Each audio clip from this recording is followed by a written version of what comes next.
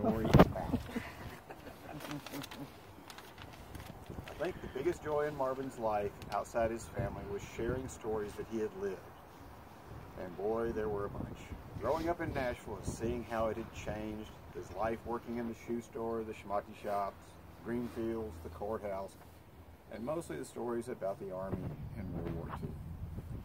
When he started the conversation with that infamous line, you were just as well to say, no, please tell me. Or rather than, yes, you've told me the story 100 times, because he was going to tell it to you again. His love for his time in the service was never more apparent to me than the time we took him to the Wright-Patterson Aircraft Museum in Ohio. His own mobility was starting to fail, but it didn't slow him down in his quest. As we walked into this huge museum, Marvin walked right straight to the information desk to inquire, where's the P-38?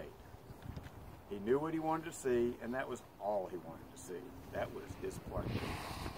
While we were walking and looking at all the hundreds of planes on display there, Marvin spent the entire day at the P-38 talking to everybody that came by, telling them stories of his days in the war and that aircraft. I think that if he had had his way, he would have taken up residence there and done that on a daily basis. It gave him great joy to share these stories. As I look back on this, there were fewer and fewer people in this world that can share those stories.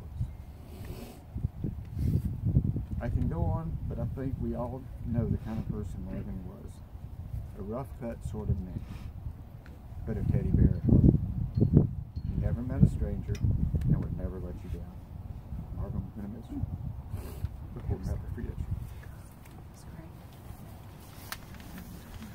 Finally, I want to invite Lisa easily to say a few words. Good morning. It's been my good fortune for the last 43 years to call Anita Cohen-Rich my dearest friend. I loved Marvin Cohen. He always had these words of wisdom that he shared with me and Anita. In fact, if I heard him say it once, I heard him say it 1,000 times. He had this little look on his face, never forget it. And then he would say, "You're crazy." All these years later, I can look back and know he was right. Marvin was also a bit of a magician, if he wanted to be. Sometimes he could just make things disappear. Might be a little problem, might be a big problem, but he could just make it disappear, and that was that. I remember years ago, Marvin had this dog. His name was Pug. He loved that dog. He even had a shirt with a picture of that dog on the pocket, and he wore it all the time. But more than anything, Marvin loved his family, first and foremost. I remember a time that Marvin was very ill, and it was a scary time. But all through it all Marvin was worried about was his family. All he cared about was Helen, Karen, and Anita. In 1979, I had my first child. And when I had her, I was all by myself. But Marvin and Helen welcomed her into their home and willingly and cheerfully took care of her while I worked. But it was much more than that. I asked Selena yesterday if there was anything that she would like for me to say on her behalf. And this is what she said. He really made me feel like I was his grandchild. He had a wonderful sense of humor, and his love had a lot to do with the person I am today. He was there during the early years, and I had a great childhood because of that. Marvin, your work on earth might be through, but you left pieces of yourself in the hearts and the minds of all of us. In Proverbs it says, "Let love and faithfulness never leave you. Bind them around your neck, write them on the tablet of your heart. Then you will win favor and a good name." Anita and Karen, thank you for sharing your daddy with me. He was a really good man.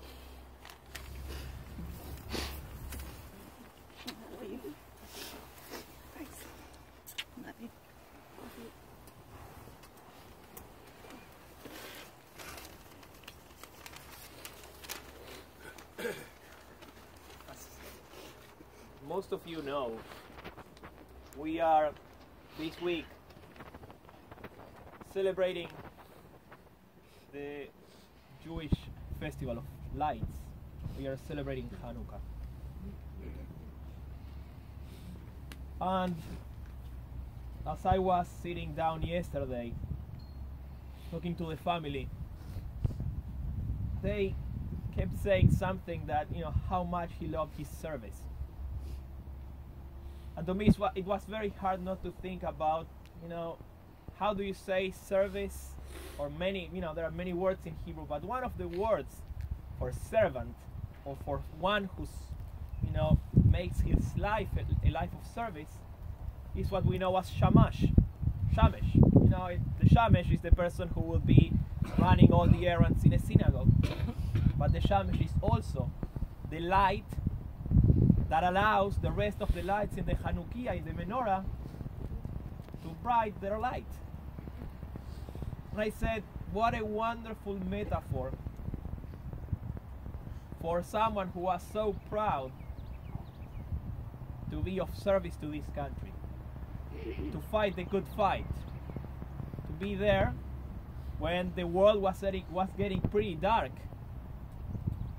and he was, with so many others, trying to bring some light to the world. That's a true Shamesh. That's, maybe not by chance, why we are coming today on Hanukkah to say goodbye to Marvin. But at the same time that we say goodbye to the physical remnants, we are actually coming to commit ourselves to keep telling the stories and to share the values and to be sure that we are also the same type of shamash, that we are also willing to commit our lives to be a source of goodness and blessing and light for those around us.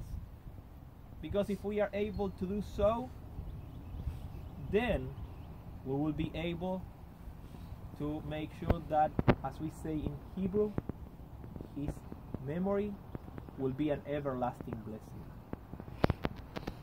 It is in that spirit, as we remember his service for this country and how much he cared for his family and how much he did for those who were never strangers, that we will now rise and we will now say the memorial prayer in his name, in his honor.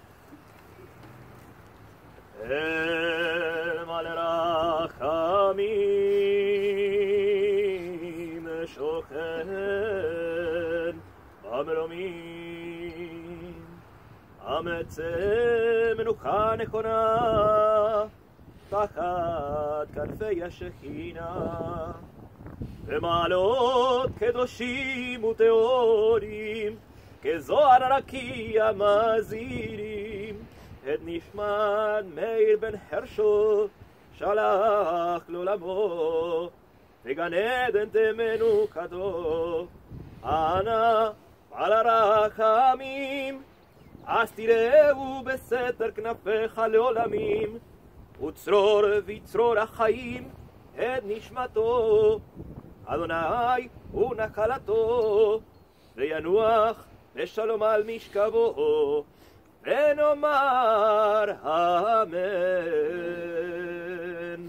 Exalted, compassionate God, grant infinite rest in your sheltering presence among the holy and the pure to the soul of our dear Marvin Meir Ben Herschel, who has gone to his eternal home. Merciful One, we ask that our loved one find perfect peace in your eternal embrace. May his soul be bound up in the bond of life. May he rest in peace. And let us say, Amen. It is that moment, at this moment, that we will lower the casket.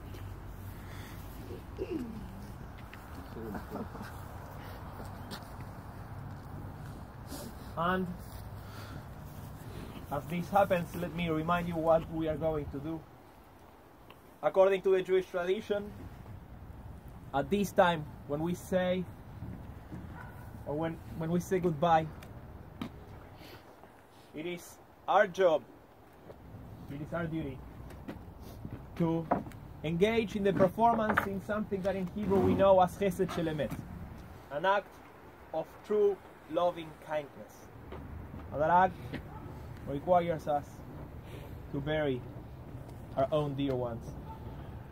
So when everything is ready, what we will invite you to do is to come forward, to grab a shovel, and to shovel 3 times dirt. According to the local custom, some people will do it with the shovel as it is. Some will do it with the shovel upside down.